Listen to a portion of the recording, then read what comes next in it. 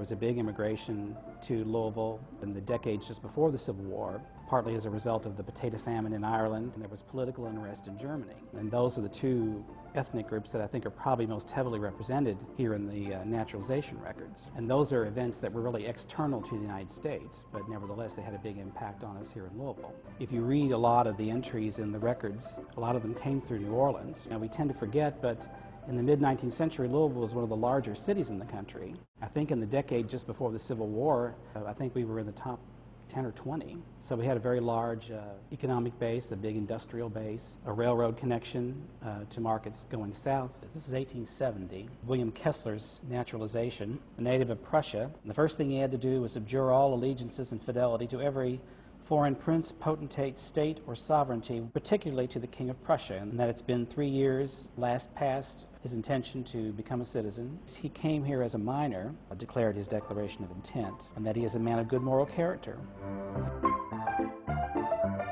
One of our staff members attended a Kentucky Council on Archives meeting.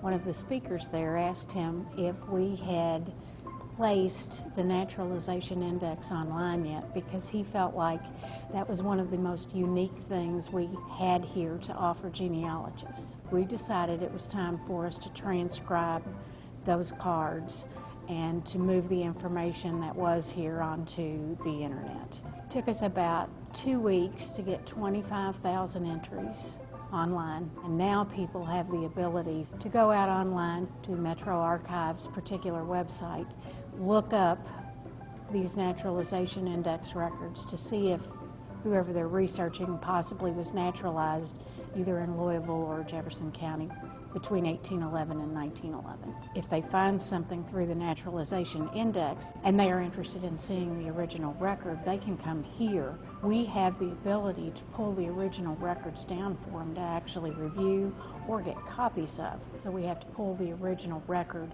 see what we are dealing with, see what it would cost to mail it, see what it would cost to copy it. If a person has requested via email or online the records, then we are able to respond right back to them with what the cost would be. But it isn't much. Besides the Naturalization Index, right now we are putting some deed indexes out there. We have some early land records from the surveys of George Rogers Clark online. We also have some early records from William Croghan, or Cron, his brother-in-law.